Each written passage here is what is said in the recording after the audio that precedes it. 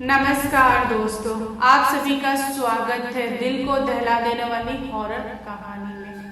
आज की जो कहानी है यह भागलपुर की एक लड़की के साथ सच्ची घटित भूतिया कहानी है। आज की स्टोरी आपकी रूह तक कपा देगी। मैं तो बोलूंगी कि आप लोग इस टाइप की चीजें कभी भी फ्यूचर में ट्राई मत करना। एक लड़की ने खुद जानबूझकर एक आत्मा को इनवाइट कर लिया, फिर उस आत्मा ने उस लड़की की पूरी जिंदगी तबाह कर दी।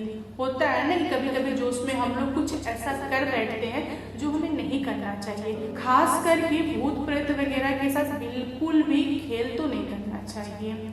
तो चलिए बिना देर किए इस कहानी को स्टार्ट करते हैं और बताते हैं कि एक्चुअल में उस लड़की के साथ क्या घटित हुई थी। दोस्तों, भागलपुर में एक सोनी नाम की लड़की थी जिसका एज 11 साल का था और उसको भूत प्रेत, पिशाच, डाइन, जिन वगैरह में बहुत ज्यादा रुचि थी। वह हर रोज अपनी दादी से, नानी से, यानी जो भी मिल जाए घर का बड़ा मेंबर, उससे भूत प्रेत वगैरह की कहानियां सुना करती थी। सारे लोग अपनी अपनी एक्सपीरियंस शेयर करते थे। यहाँ पर सोनी को दिन प्रतिदिन बहुत ज्यादा दिलचस्पी होने लगा भूत प्रेत में। उसने अपनी लाइफ में कभी भी भूत प्रेत वगैरह नहीं देखा था, इसीलिए वह उतना विश्वास नहीं करती थी जितना उसके बड़े लोग करते थे, यानी गार्जियन वगैरह करते थे। सोनी ने एक दिन फैसला किया कि मैं आजमाऊंगी कि एक्चुअल में भूत होता है कि नहीं होता है। उसने रात में दादी से पूछा कि दादी, मुझे भूत कहाँ मिलेगा, मुझे ना देखना है, मुझे उससे बात करना है, मुझे उससे कुछ सवाल पूछने हैं। दादी बोली कि देखो बेटा, भूत तो तुमको चलते फिरते नहीं मिलेगा क्योंकि उनकी दुनिया अलग होती है।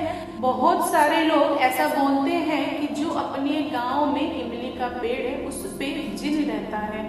जो जिन है बहुत ज्यादा ताकतवर है और जो लोग भी जो भी इच्छाएं मांगते हैं वह पूरा कर देता है। मतलब मैं विश्वास करती हूँ। यह सुनने के बाद से सोनी के दिमाग में एक आइडिया आया। वह सुबह होते से ही भागी पेड़ के पास और पेड़ को ऐसे गले लगा के बोली, हे जिन, अगर आप इस पेड़ में हैं तो आप मेरे सामने आइए, मुझसे बात कीजिए, मैं आपसे बात करना चाहती हूँ, मैं आपको देखना चाहती हूँ, आप कैसे दिखते हैं, आप कब सामने आइएगा, मतलब दिन में आइएगा, रात में आइएगा, या फिर कुछ मेरे लिए सरप्राइज है। बहुत सारे जिन लोग होते हैं जो लोग रात में मिलने आते हैं, मैंने सुना है दादी से, दादी बताती हैं ऐसा। क्या आप मुझसे रात में मिलने आएंगे? अगर रात में मिलने नहीं आ सकते तो अभी बाहर आइए, मुझे आपसे मिलना है। यहाँ पर सोनी लगी जिद करने, लेकिन उसका जो जिद था वह ऐसा ही चला गया। वह 15 से 20 मिनट ऐसे पेड़ को गले लगाकर दिल की सारी बातें बोलती, लेकिन उस पेड़ से ना ही कोई आवाज आया, ना ही कोई बाहर आया, मतलब कुछ भी नहीं, एकदम नॉर्मल। फिर उसने 15 से 20 मिनट बाद बोला कि यार ये तो झूठ मूठ का है, यहाँ पे कुछ भी नहीं होता, कोई जिन नहीं होता, लोग उल्लू बनाते हैं, बच्चों को डराते हैं, मैं नहीं डरने वाली, ये फालतू है, मैं जा रही हूँ। और घर आकर दादी को बोली, देखो दादी, मुझे आलतू फालतू की कहानियां मत सुनाओ, ये सब कुछ नहीं होता है। अगर होता तो जिन तो आता ना सामने, मैंने तो कितनी बार बोला कि जिन सामने आओ, लेकिन वह आया नहीं। इतना सुनने के बाद से उस बच्ची की दादी डर गई, कांप गई और भागती हुए उस पेड़ के पास गई और बोली कि हे भगवान, हमें माफ कर दो, गलती हो गई मेरी छोटी सी बच्ची को, उसने आपको बुलाया, उसका बचपना समझ के उसे माफ कर दो। अगर आपको कुछ चाहिए तो हमें बताओ, हमें सपना दिखाओ, हम आपकी इच्छा पूरा करेंगे, लेकिन मेरी बच्ची को बख्श दो, माफ कर दो, उससे गलती हो गई। यह बोलकर दादी घर आ गई और उन्होंने सोनी को बहुत डांटा और बोला कि आज के बाद से मैं कोई भी हॉरर कहानी तुम्हें नहीं सुनाऊंगी और ना ही तुम यह गलती दोबारा फ्यूचर में करोगी। सोनी बोली कि चलो ठीक है, लेकिन सोनी के मन में बहुत तरह की चीजें चल रही थी। वह बार बार इमेजिन कर रही थी कि अगर जिन होता तो कैसा दिखता है, क्या वह मेरे टाइप से दिखता या फिर अलग टाइप से दिखता। वह अपने दिल और दिमाग में एक इमेज क्रिएट कर रही थी कि हाँ जिम होता तो लंबा दिखता, चौड़ा दिखता, उसके बॉडी होते, ये होता, वो होता। मतलब उसने ना एक लड़के की इमेज बना ली। धीरे धीरे 4 साल बीता, सोनी हो चुकी थी 15 साल की। उसके घर वालों ने उसके लिए रिश्ता देखना स्टार्ट कर दिया, क्योंकि गांव में ना बहुत ही कम एज में शादी कर देता है लोग और गौना रखता है लोग 3 साल, 5 साल, 10 साल, 11 साल, 9 साल, जिसकी जितनी मर्जी हो। यहाँ पर सोनी के फादर ने सोचा कि बेटी की शादी हम कर देते हैं 15 पे और उसकी विदाई हम करेंगे 20 साल की एज में, मतलब 5 साल का हम गौना रखेंगे। रिश्ता भी मिल गया और सोनी की शादी भी हो गई। सोनी की जो शादी हुई थी वह उसके बचपन में हुई थी। उसका उतना दिमाग नहीं था कि पति क्या होता है, ससुराल क्या होता है। वह शादी करके मस्त खुश थी, स्कूल जाती थी, घर आती थी, खेलती थी सहेलियों के साथ। ऐसा करते करते सोनी की शादी को 3 साल बीत चुके थे। सोनी हो चुकी थी 18 साल की, तब जाके उसको समझ में आया कि एक्चुअल में ससुराल क्या होता है, क्योंकि उसके साथ बहुत बड़ा मजाक हो गया। सोनी की जो सासू माँ थी वह दुनिया छोड़ दी किसी बीमारी की वजह से, और सोनी के ससुराल में कोई औरत नहीं थी जो उसके ससुराल वालों को खाना बना के खिला सके, उन लोगों का केयर कर सके। इसीलिए सोनी के ससुर ने तय किया कि अपनी बहू को वह लेके आएंगे ससुराल। फिर सोनी के माता पिता और उसके ससुर ये लोगों ने मिलकर फैसला किया और एक डेट रखा, जिस डेट को सोनी जाने वाली थी ससुराल। दोस्तों, सोनी के गौना का डेट आ गया। वह 18 साल की हुई नहीं थी एग्जैक्टली, मात्र 5 दिन कम था। मतलब 17 साल की एज में ही उसका गौना हो गया। वह ससुराल गई। उसका जो पति था वह सोनी को 5 से 6 दिन तक बहुत प्यार किया, सब कुछ सही चल रहा था। लेकिन जैसे ही सोनी 18 साल की हुई, उसका और उसके पति का बिल्कुल भी नहीं बना।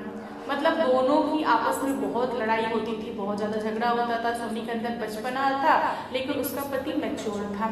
चीजें ना एकदम से उल्टा हो गई। ससुराल वालों ने और मायका वालों ने कोशिश किया कि घर परिवार सब कुछ सही चले, बट सही चला नहीं। धीरे धीरे यह रिश्ता 10 से 12 साल तक खिंचाया। सोनी की शादी को शायद 12 साल कंप्लीट हो चुके थे, बट उसको कोई बच्चा नहीं था। सोनी के ससुराल वाले बहुत ज़्यादा मतलब ऐसे गुस्से में रहते थे, फ्रस्ट्रेट रहते थे, क्योंकि उनको चाहिए था एक वारिस जो घर को आगे मतलब चला सके।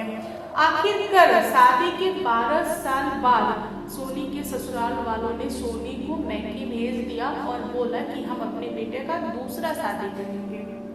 यहाँ पर सोनी मैके आके रहने लगी और अपने पति को नहीं बोल पाई, क्योंकि एक लंबा समय उसके साथ रह के आई थी। तो उधर सोनी के पति का दूसरी शादी हो गई। इधर सोनी के माता पिता ने सोचा कि किसी लड़की को देखकर इसकी दूसरी शादी करा देते हैं, कब तक हम इसे अपने घर में बैठा के रखेंगे। सोनी ने मना कर दिया, बोली कि नहीं, मैं किसी से शादी नहीं करूंगी, मैं किसी के घर नहीं जाऊंगी। अगर मैं दूसरे किसी के घर चली जाती हूँ, उसके यहाँ भी बच्चा नहीं होगा तो वो लोग भी मुझे निकालेंगे। क्या लाइफ टाइम तक मैं ऐसे ही करूंगी? मतलब दूसरा, तीसरा, चौथा पति ही ढूंढती रहूंगी? नहीं, मुझे कहीं नहीं जाना। तुम लोगों को रखना है तो रखो, नहीं रखना तो छोड़ो मुझे, मैं दुनिया में कहीं भी रह लूंगी। यह सुनने के बाद से सोनी की माँ रोई और बोली कि नहीं बेटा, हम तुझे छोड़ेंगे नहीं, तू हमारे यहाँ रह, कोई प्रॉब्लम नहीं है, जो भी होगा हम देख लेंगे, हम तेरे साथ हैं। सोनी की पड़ोसन जो कि चाची लगती थी, उन्होंने सोनी की माँ को बोला कि दीदी, मेरे पास एक रिश्ता है जहाँ पर सोनी खुश रहेगी और बच्चे का तो कोई डिमांड नहीं है, क्या आप उसका रिश्ता कर देंगे? सोनी की माँ ने रुचि लिया और पूछा कि कौन है वह, ऐसा क्यों चाहता है? दुनिया में हर एक इंसान बच्चा चाहता है, फैमिली चाहता है, कौन है जो मेरी बेटी को ऐसे ही अपनाना चाहता है? सोनी की चाची ने सोनी की माँ को बताया कि मेरे भाई हैं जिनके ऑलरेडी 2 बच्चे हैं, भाभी नहीं है, तो हम चाह रहे हैं कि सोनी से शादी हो जाए तो सोनी की जिंदगी भी कट जाएगी और मेरे यहाँ मेरे भतीजा लोगों को भी माँ मिल जाएगी। अगर आप इस रिश्ता को मानिएगा तो हम लोग मंदिर वगैरह में शादी कर देंगे। आखिर आपकी बेटी ऐसे ही पड़ी है, आप कब तक उसका देखभाल कीजिएगा? आज आप जीवित हैं तो ठीक है, कल को आप दुनिया छोड़ देंगे तो उसका कौन देख रेख करेगा? उसकी तो पूरी जिंदगी पड़ी है, तो वह लड़की यंग है, सोनी की माँ ने उस दिन से सोनी को मनाना स्टार्ट कर दिया। सोनी थी कि अपने पति को भूल नहीं रही थी, वह बिल्कुल भी तैयार नहीं थी दूसरी शादी के लिए। वह अंदर से इरिटेट हो रही थी और बोल रही थी कि नहीं करेंगे नहीं करेंगे, क्या करोगे।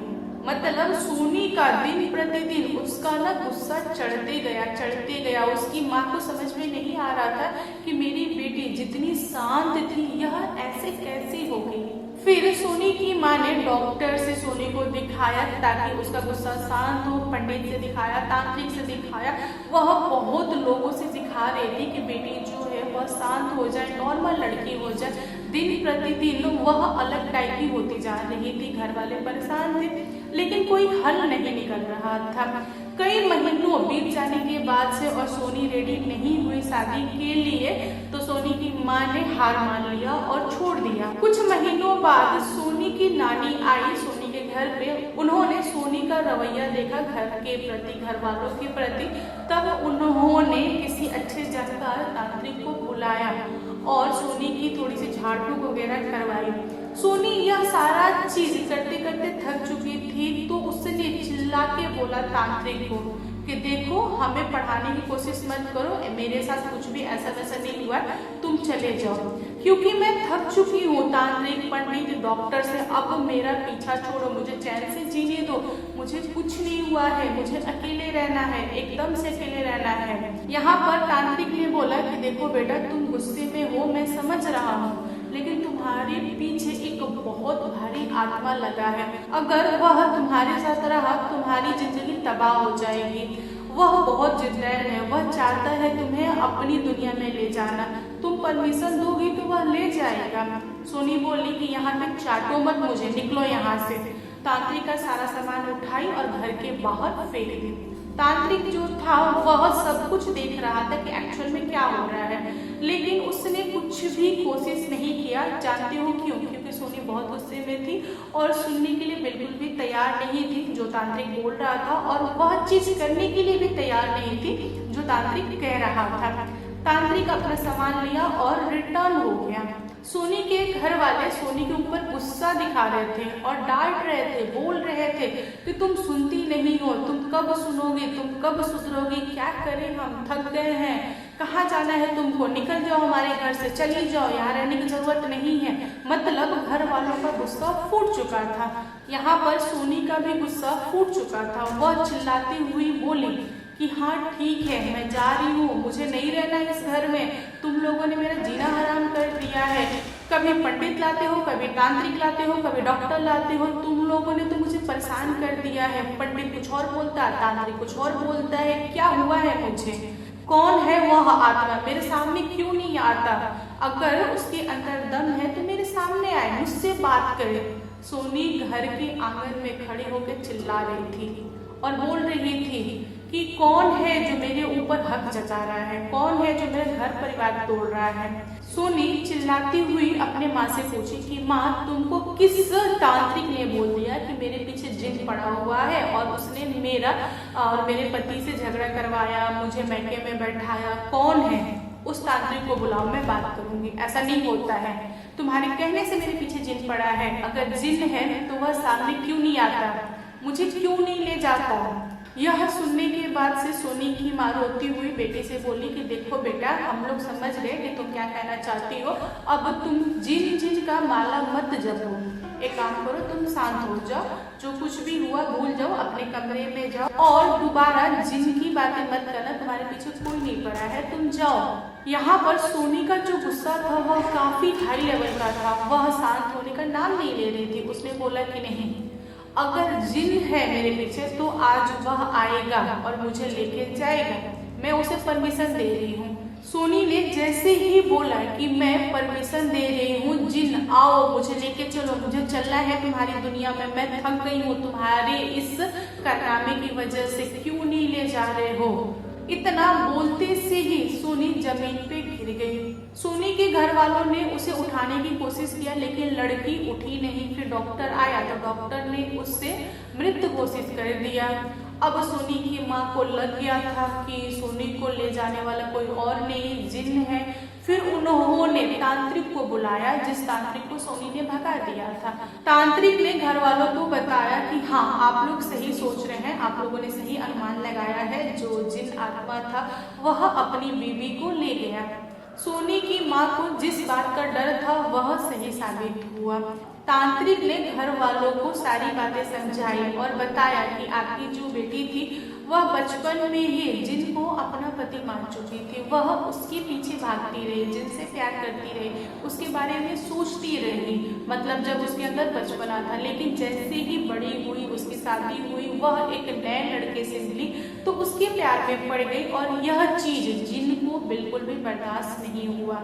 जिन जो था वह इंतजार कर रहा था कि लड़की 18 साल की हो जाएगी, दिन मैं शादी करूंगा, बट आप लोगों ने 18 के पहले ही उसे ससुराल भेज दिया। इसीलिए जिन गुस्से में उसके ससुराल में उसको और उसके पति को एक पास नहीं आने दिया। पति जो था वह लड़ता था, झगड़ता था और आप लोगों ने बहुत सारे तांत्रिक पंडित वगैरह से मिलकर उसको ताबीज पहनाते गए, घर की पूजा कराते गए। इसीलिए जिन उस लड़की को 12 साल तक टच नहीं किया, मतलब उसी ससुराल में ही छोड़ दिया, रहने दिया, लेकिन पति पत्नी को एक पास नहीं आने देता था। आखिरकार 12 साल बाद आपकी लड़की आजाद हुई, लेकिन वह लड़की यानी कि सोनी अपने पति से ही प्यार करती थी। इसीलिए जिन देखकर अंदर ही अंदर जल रहा था। कभी उसने फोर्स नहीं किया सोनी को, क्योंकि अच्छा वाला जिन था, लेकिन उसकी भी बर्दाश्त करने की लिमिट खत्म हो गई थी। सोनी ने जैसे ही उसे इनवाइट किया, वह आया और उसकी आत्मा को अपनी दुनिया में लेके चला गया।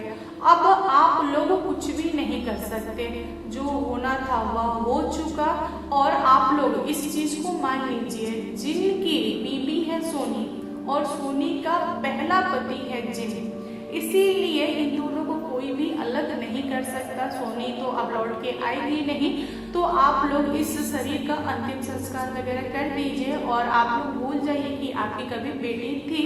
अब आप लोग अपने लाइफ में आगे बढ़िए।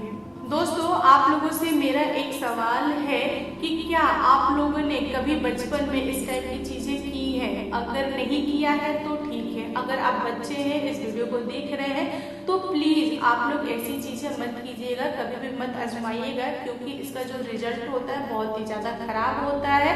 तो दोस्तों, आप लोगों को कहानी कैसी लगी कमेंट करके बताइएगा। कहानी पसंद आए तो प्लीज लाइक एंड शेयर कीजिएगा और मेरे चैनल पे न्यू आए हो तो चैनल को सब्सक्राइब करना। Thank you, bye bye.